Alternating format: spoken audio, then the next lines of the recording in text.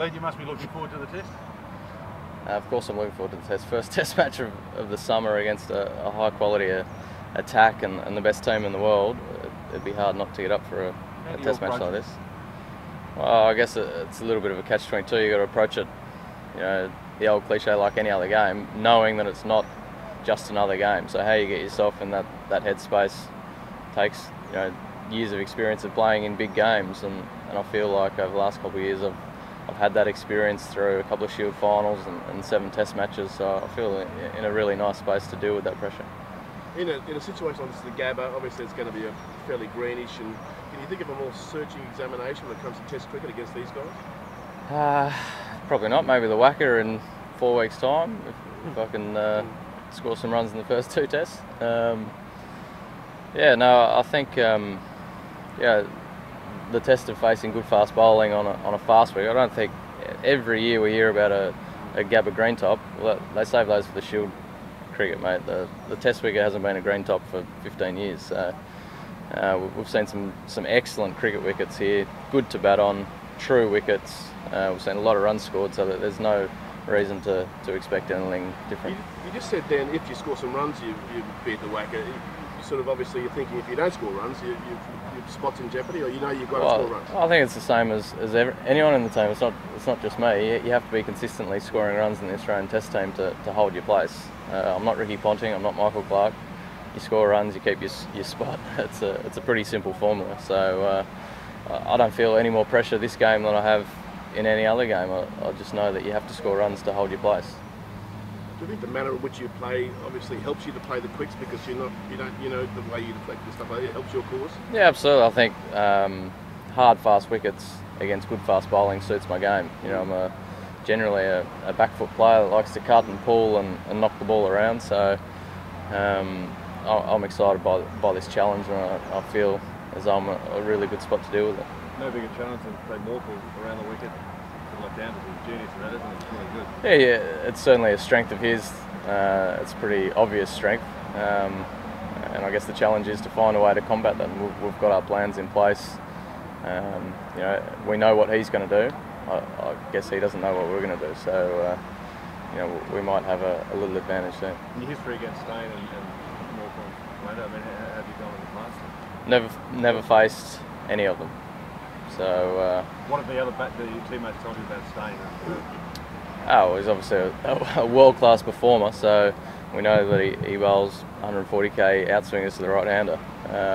You know, I saw them bowl a lot in England recently. I've watched them play a lot of cricket in the last couple of years. We're well aware of how they'll be trying to get us out. So it's more about us getting ourselves in the right headspace and the right mentality to play tough cricket, not just for a day or 2 days, but for 5 days. If we do that, we're really confident that we'll win the test match. Just 150 in your last 5 innings, is that, I think that's right, is that sort of the sort of preparation you're in, or you're happy, you've already said you're in a good spot? Yeah, well, you can look at statistics however you want to. The 150 in 5 innings happened to be in the West Indies, where everyone only got 150 for the series, and one guy got 100 batting at 7, so you can narrow your focus, or you can say 2 tests before that, Davey and I put on 215 at the Wacker. So, you know, and I had my highest score in Test cricket. So you can pinpoint any kind of statistic you like. The fact is, score runs, you stay in the team, score runs, the team wins the game. It's a pretty simple formula. You adopt the backs to the wall, a fighting attitude, knowing the opposition, you know, they're the world's best at the moment. Well, I think any time in Test cricket, whether you're playing the best team in the world or any other team for that matter, you have to be in the contest. It's hard work. If there's a moment of absence from that contest, regardless of who you're playing against, you're back on your bum watching the game. So as a batsman, it's all about the contest, and you've got to be in that. So it's no different against these guys as it would be to any other team. In fact, this is a rare thing happening on Friday. You guys are the underdogs. You know, considering the record you've got here, but you're definitely the underdogs going into this game. That's not a bad spot to be in, I imagine, from the Australian point of view. Yeah, I guess what your mentality, we're expecting to win. So does that make us the underdogs in our own mind? I think the general public perception is probably that underdog tag. We're playing the best team in the world, but we're playing at home. The last time Australia played South Africa in South Africa was a 1-1 draw in a 2-test series. So I think the gap between the two teams, the perceived gap and the actual gap between the two teams is vastly different. So you know, it's nice if the Australian public think we're underdogs and we're not going to win the test. We might pleasantly surprise them. Mickey said yesterday that the secret to beating South Africa is to put the pressure on them. As an opener, does that mean you take the fight to them from the get-go, or do you bide your time? Oh, it depends what kind of player you are. I think, you know, someone like David Warner will probably take it on.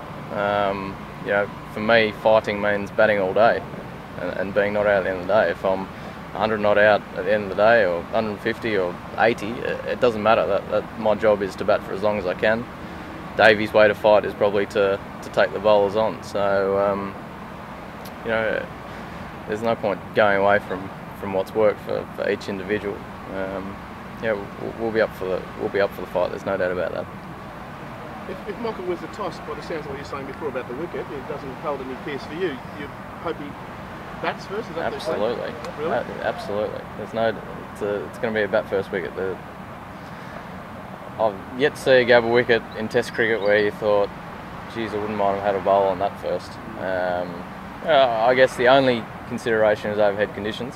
The lights are on, it's gloomy, you know it's going to swing at the Gabba. Sometimes you got to look up, not down. I think the whole talk of a Gabba green top in Test cricket's a bit of a furphy.